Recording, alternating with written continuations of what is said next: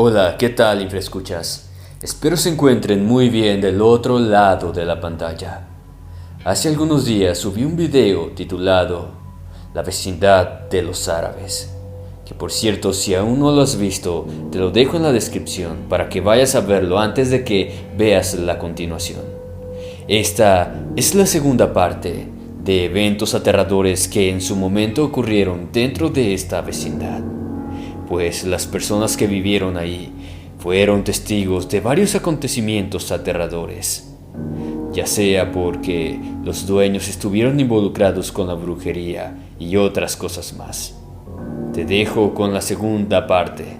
Sin más por el momento, apaga la pequeña luz de tu habitación. Esto es Inframundo. Comenzamos.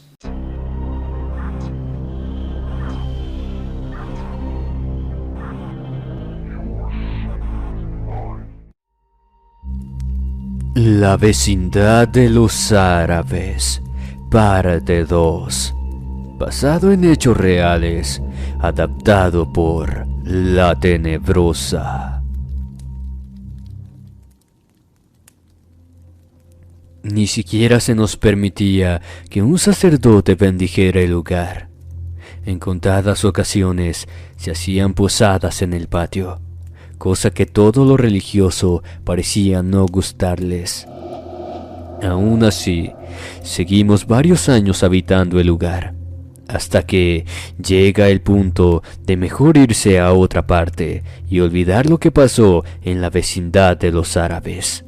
Risas, lamentos y gritos sobrenaturales poco a poco se comenzaron a escuchar. Sombras oscuras por los patios, asomándose por las ventanas de las viviendas, eran ya el pan de cada día. Todo se comenzó a sentir, a notar, cuando los Rajá fallecieron. En los lugares más oscuros de la vivienda era donde las apariciones se hacían cada vez más fuertes. En el patio principal, en las noches de mucho frío en la entrada de la vecindad, se aparecía una silueta de un hombre. Todo esto comenzó a suceder con la muerte del señor Yafté. Varios aseguraban ver un espectro deambular por toda la vecindad, a menudo lamentándose. En otras ocasiones, gritos de angustia se escuchaban afuera del cuarto de la familia Rajá.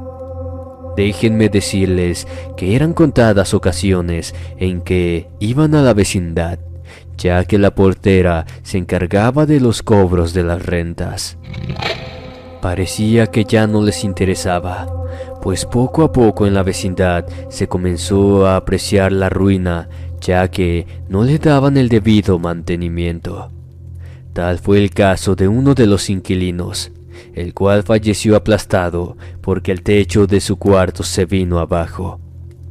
Cada uno de los vecinos platicaban diferentes experiencias, desde apariciones con ropas de décadas pasadas, músicas de aquellos años. En repetidas ocasiones, aquellos que tenían aparatos como algún radio o consolas, estos repentinamente se encendían en las estaciones de radio de los años 40 y 50. Varios sucesos se hacían presentes cada noche. Quizás es porque la pobreza en aquellas décadas eran muy evidentes, refugios para los que huían de la revolución, así como asesinatos que se ocultaban con algún dinero que les entregaban a Yafté cuando recién había llegado al país. Como lo dije, el ir y venir de muchas emociones hacen que los lugares se vayan impregnando de circunstancias que se van volviendo sobrenaturales. La aparición del mudo. Ese día estuvo lloviendo. No podíamos salir a trabajar como era de costumbre. Ya para esos años yo tenía la edad de 17. Tomábamos café de olla cuando mi madre me preguntó si recordaba a los Sánchez, aquel matrimonio que habían llegado de la provincia de Chiapas, a lo que le respondí que sí. Ese matrimonio vivió en la vecindad por solo 5 meses, lo suficientes para irse de ahí lo más rápido posible. Mi madre me comenzó a platicar cuál había sido la causa. Una mañana llegó la señora Matilde a comprar unos tamales que ese día en especial mi madre había preparado para la venta. Entre la charla la mujer le dijo que no entendía por qué seguíamos en ese lugar, ya que estaba de más decir que estaba maldito. Mi madre no le comentó lo que a nosotras nos había sucedido desde que llegamos ahí, cosas que hasta el último día de nuestra partida aún sucedieron. Como era sabido, aquel matrimonio salía desde muy temprano a sus trabajos, regresando por las tardes. Ese día, cuando ingresaron a su cuarto, se percataron de que algo extraño había sucedido.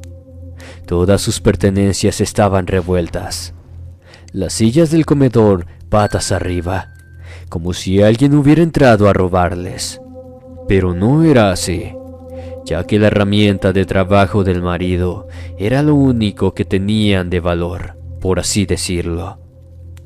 La señora decide levantar todo lo que se encontraba desordenado o fuera de lugar, mientras el marido averiguaba si habían visto entrar a alguien a su vivienda.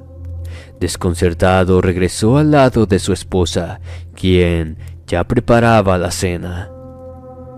Esa madrugada, escuchaban cómo las cosas de su cuarto caían estrepitosamente al suelo, cómo arrojaban los platos que se encontraban en la mesa del pequeño comedor. Aterrado, don Alberto encendió la luz. Aquel matrimonio quedó atónito al ver que todo se encontraba en su lugar. No había nada en el suelo o destrozado como ellos pensaron. Esa fue una de tantas noches que les sucedía lo mismo. En ocasiones sentían que no estaban solos. Se sentían observados durante las noches, hasta que una de esas lograron ver la silueta de un hombre que entraba en el cuarto. Se detenía justo en la pequeña mesa del comedor. En otras ocasiones, solo se quedaba en la puerta de entrada. Temerosos, le preguntan qué buscaba. Aquel ser, sin decir palabra alguna, solo señalaba la puerta. En una de esas ocasiones, don Alberto se levantó para ver qué estaba pasando. Aquello se detenía en la entrada de la vivienda de los árabes y allí se desvanecía. Al dar aviso a los árabes, estos lo tacharon de locos, negando que en ese cuarto sucedieran todas esas cosas. A doña Matilde se le hizo fácil decirles que a lo mejor sería que trajeran un sacerdote para que rociara agua bendita por toda la vecindad. Al escuchar la proposición, los árabes lanzaron palabras en su idioma natal a los Sánchez. Lo que más les aterró fue la mirada del árabe al estar hablando. Se sintieron amenazados y a la vez maldecidos por esos dos. Comentó doña Matilde que solamente una vez miró aquella aparición. Al describirlo mi madre supo de quién se trataba. Era el mudo, aquel que le cuidaba las espaldas al árabe y que de la noche a la mañana había desaparecido. Aquel que fue encontrado muerto en un hotel de mala muerte que se encontraba en el mismo barrio. En verdad no sé lo que habría en ese cuarto, pero ahora que mencionaba mi madre, varios de los niños que jugaban en el patio no se acercaban a este, ni siquiera estando habitado. La anciana del 15. Una de las muertes más presentes que aún recuerdo fue la de la señora Antonia. La mujer había tenido mucho dinero, pero a la muerte de su marido, una de sus hijas la llevó a la vecindad a vivir sus últimos días en ella. La portera se encargaba de llevarle sus alimentos y mantener limpia su vivienda a petición de la hija, la cual le pagaba un dinero extra para que se encargara de la anciana. A ella se le miraba por las tardes sentarse a un lado de la puerta, entrelazando sus manos y miraba fijamente el portón. Era como si esperara ver entrar a algún familiar que fuera a visitarla para que se la llevaran de allí. La anciana repentinamente enfermó. Se escuchaba toser por las noches. Los que estaban rentando los cuartos, el 85% de estos eran de personas nuevas en la vecindad. Solo éramos algunos los que teníamos ya más de 15 años en ella. Te comento esto porque fue la última persona que falleció en la vecindad ese año. La portera dio aviso a la hija de la anciana, la cual no llegó hasta horas después de fallecida la mujer. Con ella venían unos licenciados y quienes iban a trasladar a la difunta a una funeraria. Las palabras dichas por su hija aún las recuerdo. Dio la orden a uno de sus acompañantes que dieran la noticia que la señora había fallecido en el extranjero. Al día siguiente salió en los periódicos la foto de una dama de las cuales había sido de las más adineradas. Poco duró el cuarto desocupado porque a él llegó a vivir un matrimonio con sus dos pequeños. El niño más grande aseguraba ver a una anciana que se sentaba en una de las sillas del pequeño comedor a la hora de la merienda. Fue hasta que el más pequeño le preguntó si estaba muerta. Asombrados, los padres le preguntaron a qué se refería. Fue cuando señaló la silla donde se encontraba la anciana, pero ellos no la vieron. En respuesta, ellos solo decían que ahí no había nadie. No fue sino hasta que semanas después el hombre se despertó aterrado, pues le dijo a su mujer que alguien o algo se había sentado pesadamente sobre él, lo que le ocasionaba sentirse aterrado ante la situación que al despertar no se encontraba nadie sobre él, pero que seguía sintiendo que le estuvieran oprimiendo contra la cama. Así pasaron varias semanas, hasta que, como todos, desalojaron la vivienda para jamás volver a ser vistos.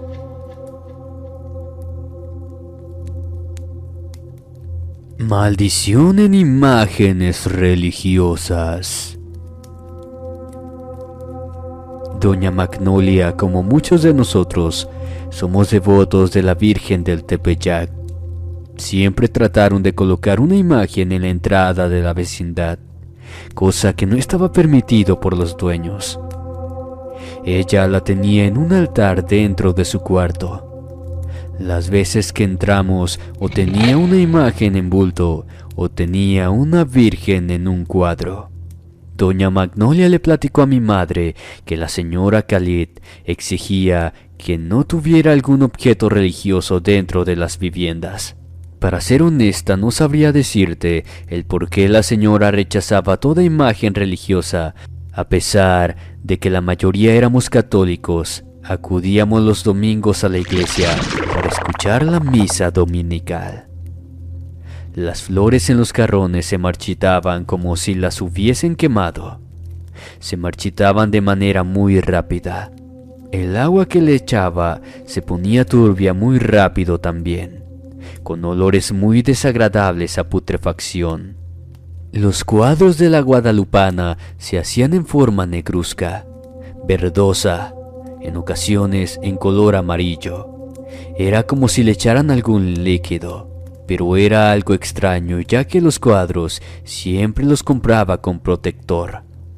Mejor dicho, con su vidrio enmarcado. Aún así aparecían en condiciones de humedad o descomposición. Muchas de las imágenes de la Virgen aparecían sin cabeza, todas sin excepción. La señora se negaba a mandar repararla. Su creencia era que no era bueno tener algo roto o quebrado en su hogar. Cada una de las que siempre llevaba a su habitación, éstas siempre tenían lo mismo. Aún así, doña Magnolia seguía llevando imágenes o cuadros a su vivienda. Extrañamente, la señora comenzó a enfermar hasta que ya no pudo moverse de la cama. Al fallecer, su sobrina comentó a mi madre que en su delirio decía que la Virgen la miraba, le hacía muecas, que sus ojos sangraban. Lo que más la aterraba era que el rostro de la Virgen se deformaba de manera que se mostraba como si fuera un demonio. Así estuvo hasta que falleció en la madrugada, con los ojos bien abiertos y una mueca de terror en su rostro. Los que teníamos imágenes religiosas en nuestras habitaciones también tuvieron diferentes efectos, quizás de la misma forma que doña Magnolia, porque ella fue la única que nunca le permitió a los dueños de la vecindad meterse con sus cosas de la religión. Los demás, quizás por respeto a los dueños o por miedo, no lo sé en verdad, pero nunca hicimos nada al respecto.